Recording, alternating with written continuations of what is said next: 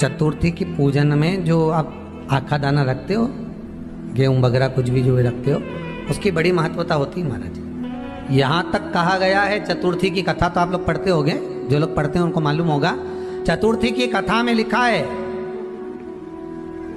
चौथ माता के व्रत में वर्णन किया गया है कि वो आखा दाना जो रखा जाता है, मान लो कोई जरूरी काम होता है तभी आखा दाना को रखा जाता है, संभाल के रखते हैं कि हम इस काम के लिए जा रहे हैं और हमारा ये कार्य सफल होना चाहिए। तो जिसने चतुर्थी का व्रत करा है, जिसने चंद्रदेव का पूजन करा, चतुर्थी का व्रत करा, वो गणेश जी से विनती करके वहां से 2-4 आखा दाना उठा ले, और जो व्यक्ति का काम अटक रहा है अपने ही घर का, पर दूसरे कुल को नहीं देना, अपने ही कुल के अंतर्गत जो काम अटक रहा है उसकी जेब में, उसके पल्लू में उस चीज को रख दिया जाए। तो चतुर्थी जो अगली आती है, जैसे आप महीने की करते हो तो महीने की, और आप जैसे करते हो कि 4 अलग बड़ी बड़ी चतुर्थी करते हो तो उसके अनुसार आपका कार्य सिद्ध होता ही है। उस आखे दाने का इतना महत्व होता है क्योंकि चतुर्थी का व्रत करने वाली माता जब व्रत करती है तो स्वयं चतुर्थी की कथा में लिखा हुआ है कि पार्वती जी गणेश जी से चतुर्थी की कथा बचवाती। तो चतुर्थी की कथा जब होती है तो उसको स्वयं गणेश जी बाच रहे हैं। तो व्रत कौन सुन रही है? माता पार्वती। और आपने जो आखा दाना लिया वो गणेश जी के भाव से लिया, गणेश जी से निवेदन करके, विनय करके, प्रार्थना कर उसको प्राप्त किया। तो जिनकी यहाँ संपदा की कमी होती है, वैभव की कमी होती है, लक्ष्मी की कमी होती है, प्रतिष्ठा की कमी होती है, धन की कमी होती है, उसके लिए बुधवार के दिन अगर शंकर पर 1 लोटा पानी चढ़ाया जाता है तो जिन लड़कियों का विवाह नहीं हो रहा, जिन बच्चों का विवाह नहीं हो रहा, उन बच्चों के भी विवाह हो जाते हैं। हमारा वृद्धि से मतलब होता है जिस कन्या या वर का विवाह नहीं होता, 40 साल हो गए या 30 साल हो गए, या जब 28 के बाद में लड़का लड़की क्रॉस हो जाए कि 29 में, 30 में, 32 में, 34 में, 40 तक पहुंच गए और विवाह नहीं हो रहा है, तब बेलपत्री के जो पेड़ होता है, वृक्ष होता है, उस वृक्ष की जो डाली होती है, उस डाली के मनकों से जो माला बनती है, बाजार में भी मिल जाती है बेल की माला, उस माला को भगवान शंकर को समर्पित कर कर बेलपत्री के वृक्ष के नीचे बैठ कर भगवान शंकर का पंचाक्षर मंत्र का जाप करना है। कौन सा मंत्र है? पंचाक्षर। पंचाक्षर मंत्र कल बताया था, नमः शिवाय। अगर रसोई घर से भोजन में तुलसी डलकर अगर ठाकुर जी के सामने वो थाली रखी तो ये पक्का है वो थाली ठाकुर जी नहीं जीमेंगे, क्योंकि उसमें तुलसी रखी हुई आई है। हाँ, जब ठाकुर जी के सामने थाली रखा गई और तुमने थाली रखने के बाद में मंदिर के सामने बैठ के फिर तुलसी डाली तो ठाकुर जी उसको स्वीकार कर लेते हैं। क्यों? क्योंकि 33 करोड़ देवी देवता एक जगह पर विराजमान हैं। जब हम थाली रखते हैं, प्रथम देव उस भाग को ग्रहण कर ले। जब तक तुलसी डालते हैं, प्रथम देव अपनी दृष्टि हटा लेते हैं। समय होता है, एक टाइम होता है, एक पल होता है, एक घड़ी होती है कि गणेश जी महाराज हमारे घर में आ गए। गणेश जी की सबसे पहली जो आरती हो, उस आरती के समय पर अगर धूप बत्ती जलाई जाए या गोबरी को जलाकर उसमें गूगल छोड़ी जाए और गूगल छोड़ने के बाद गणेश जी का नाम ध्रुम वर्ण कह दिया जाए तो गणेश जी को तुम्हारे घर की पूजा स्वीकार करना पड़ती है। बस वो समय हम जानते, हम तो बस उतना जानते हैं कि शिव महापुराण में लिखा और मुद्गल पुराण में लिखा, गणेश पुराण में लिखा, गणेश जी का एक नाम होता है ध्रुम वर्ण। क्या नाम है?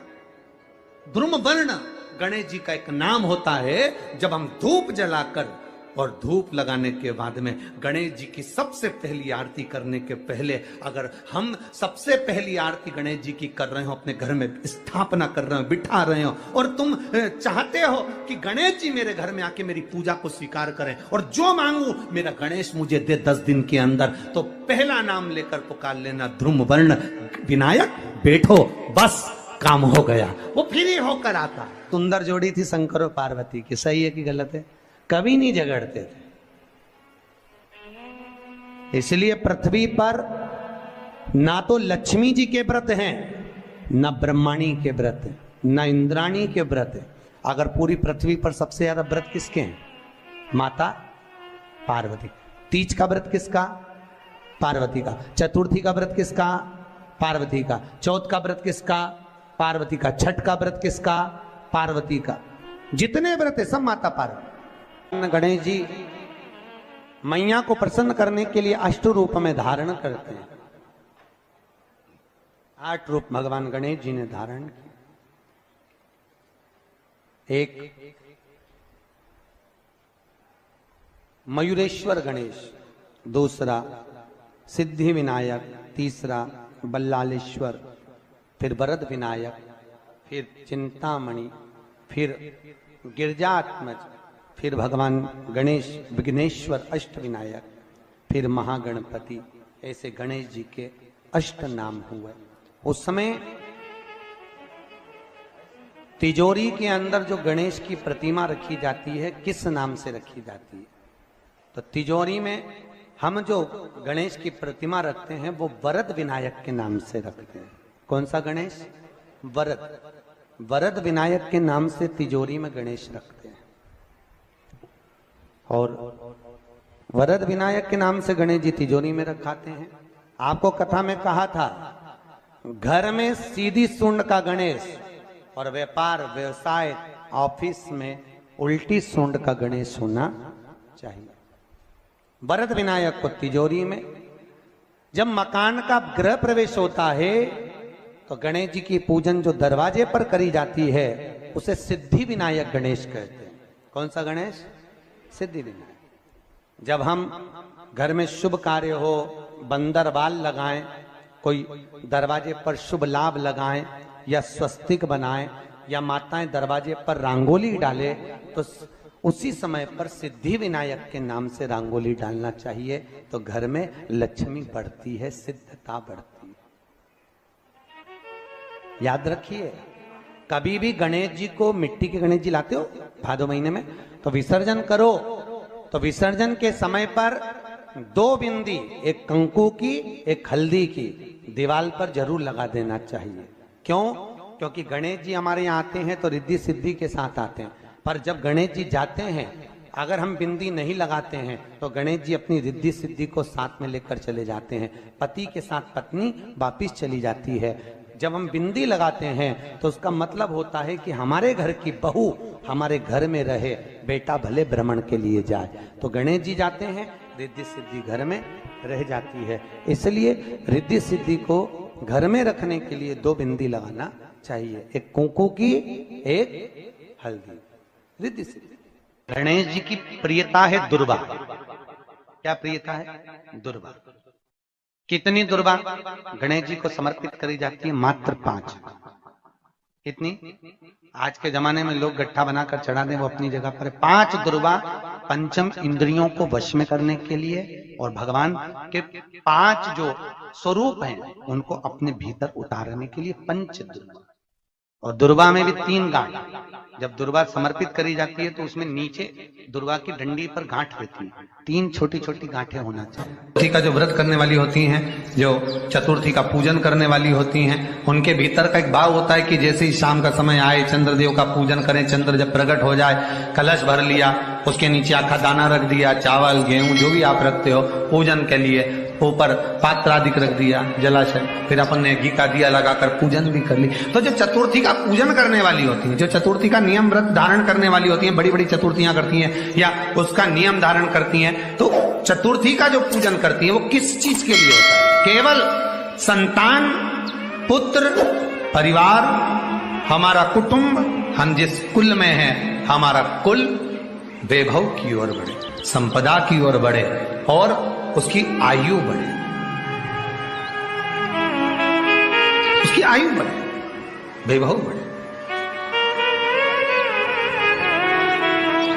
बहुत ध्यान दीजिएगा महाराज। चतुर्थी की पूजन में जो आप आखा दाना रखते हो, गेहूं वगैरह कुछ भी जो रखते हो, उसकी बड़ी महत्वता होती है महाराज। यहां तक कहा गया है, चतुर्थी की कथा तो आप लोग पढ़ते होंगे, जो लोग पढ़ते हैं उनको मालूम होगा। चतुर्थी की कथा में लिखा है, चौथ माता के व्रत में वर्णन किया गया है कि वो आखा दाना जो रखा जाता है, मान लो कोई जरूरी काम होता है तभी आखा दाना को रखा जाता है, संभाल के रखते हैं कि हम इस काम के लिए जा रहे हैं और हमारा ये कार्य सफल होना चाहिए।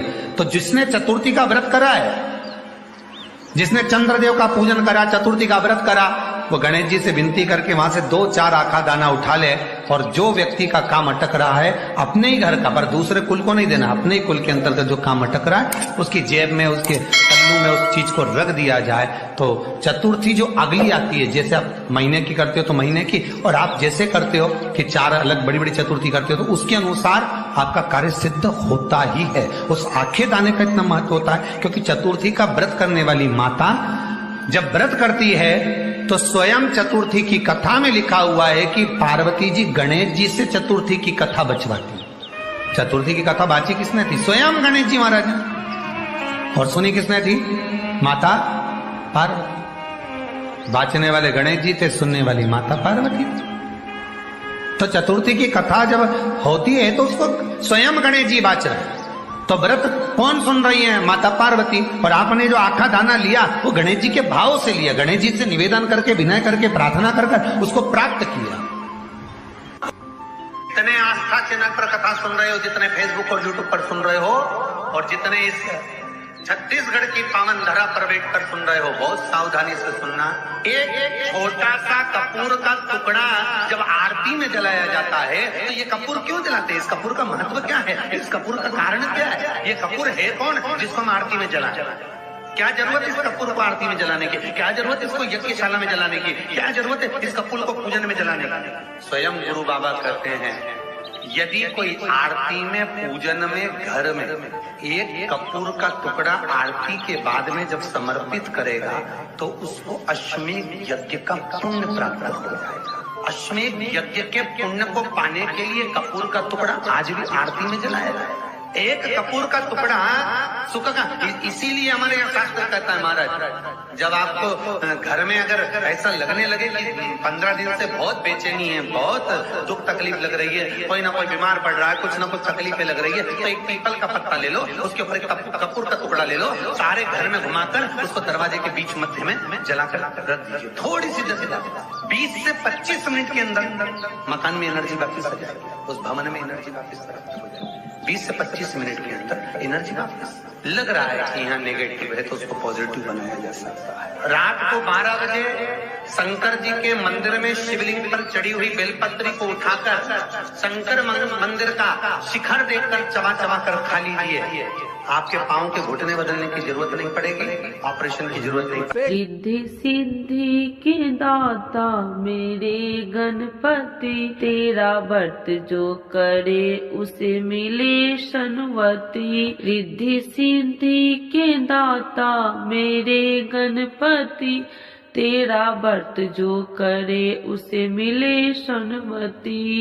तो एक बार बोलिए प्रेम से गौरी पुत्र गणेश भगवान की जय, शिव जी की जय, माता पार्वती की जय। करवा चौथ व्रत कथा। पतिव्रता करवा धोबिन की कथा। पुराणों के अनुसार करवा नाम की एक पतिव्रता धोबिन अपने पति के साथ तुंगभद्रा नदी के किनारे स्थित गांव में रहती थी। उसका पति बूढ़ा और निर्बल था। एक दिन जब वह नदी के किनारे कपड़े धो रहा था तभी अचानक एक मगरमच्छ वहां आया और धोबिन के पैर अपने दांतों में दबाकर यमलोक की ओर ले जाने लगा। वृद्ध पति यह देखकर घबराया और जब उसने कुछ कहते नहीं बना तो वह करवा करवा कहकर अपनी पत्नी को पुकारने लगा। पति की पुकार सुनकर धोबिन करवा वहां पहुंची तो मगरमच्छ उसके पति को यमलोक पहुंचाने ही वाला था। तब करवा ने मगर को कच्चे धागे से बांध दिया और मगरमच्छ को लेकर यमराज के द्वार पहुंची। उसने यमराज से अपने पति की रक्षा करने की गुहार लगाई और बोली, हे भगवान, मगरमच्छ मेरे पति को पैर पकड़कर लिए है। आप मगरमच्छ को इस अपराध को दंड स्वरूप नरक भेज दे। करवा की पुकार सुन यमराज ने कहा, अभी मगर की आयु शेष है, मैं उसे अभी यमलोक नहीं भेज सकता। इस पर करवा ने कहा, अगर आपने मेरे पति को बचाने में मेरी सहायता नहीं की तो मैं आपको श्राप दूंगी और नष्ट कर दूंगी। करवा का साहस देखकर यमराज भी डर गए और मगर को यमपुरी भेज दिया। साथ ही करवा के पति को दीर्घायु होने का वरदान दिया। तब से कार्तिक कृष्ण चतुर्थी को करवा चौथ का प्रचलन आया है, जिसे इस आधुनिक युग में महिलाएं अपनी पूरी भक्ति भाव के साथ करती है और भगवान से अपनी पति की लंबी उम्र की कामना करती है।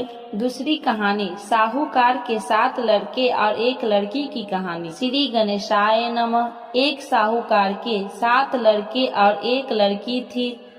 एक बार कार्तिक मास की कृष्ण पक्ष चतुर्थी तिथि को सेठानी सहित उसकी 7 बहुएं और उसकी बेटी ने भी करवा चौथ का व्रत रखा।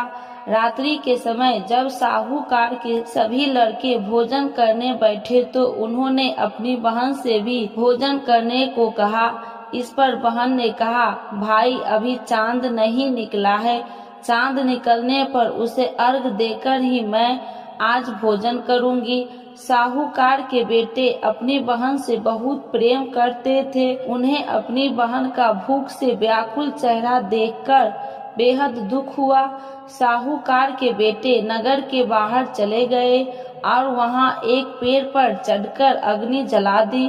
घर वापस आकर उन्होंने अपनी बहन से कहा, देखो बहन, चांद निकल आया, अब तुम उन्हें अर्घ देकर भोजन करो। साहूकार की बेटी ने अपनी भाभियों से कहा, देखो चांद निकल आया, तुम लोग भी अर्घ देकर भोजन कर लो। ननद की बात सुनकर भाभियों ने कहा, बहन अभी चांद नहीं निकला है, तुम्हारे भाई धोखे से अग्नि जलाकर उसके प्रकाश को चांद के रूप में तुम्हें दिखा रहे हैं। साहूकार की बेटी अपनी भाभियों की बात को अनसुनी करते हुए भाइयों द्वारा दिखाए गए चांद को अर्घ देकर भोजन कर लिया। इस प्रकार करवा चौथ का व्रत भंग करने के कारण विघ्नहर्ता भगवान श्री गणेश साहूकार की लड़की पर अप्रसन्न हो गए। गणेश जी की अप्रसन्नता के कारण उस पर लड़की का पति बीमार पड़ गया। घर में बचा हुआ सारा धन उसकी बीमारी में लग गया। साहूकार की बेटी को जब अपने पति के किए हुए दोषों को पता लगा तो उसे बहुत पश्चात हुआ। उसने गणेश जी से क्षमा प्रार्थना की और फिर से विधि विधान पूर्वक चतुर्थी व्रत शुरू कर दिया। उसने उपस्थित सभी लोगों का श्रद्धा अनुसार आदर किया और उनसे आशीर्वाद ग्रहण किया। इस प्रकार उस लड़की के श्रद्धा भक्ति को देखकर एक दंत भगवान श्री गणेश जी उस पर प्रसन्न हो गए। उसके पति को जीवन दान प्रदान किया, उसे सभी प्रकार के रोगों से मुक्त करके धन संपत्ति और वैभव से युक्त कर दिया। बोलो करवा चौथ माता की जय, गणेश भगवान की जय। करवा चौथ माता की आरती। ओम जय करवा मैया, मैया जय करवा मैया, जो व्रत करे तुम्हारा पार करो नैया।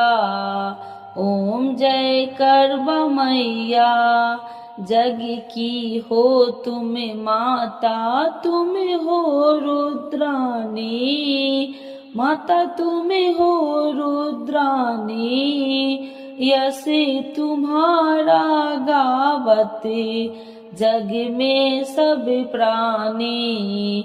ओम जय करवा मैया।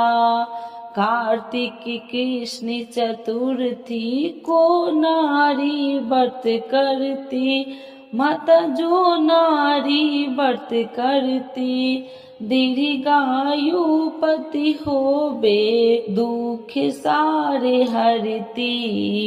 ओम जय करवा मैया, होए सुहागिन नारी सुखी संपत्ति पावे, माता सुखी संपत्ति पावे। गणपति जी बड़े दयालु, विघ्न सभी नासे। ओम जय करवा मैया। करवा मैया की आरती व्रत करे जो गावे, माता व्रत करे जो गावे, व्रत हो जाता पूरन सब विधि सुख पावे। ओम जय करवा मैया, माता जय करवा मैया।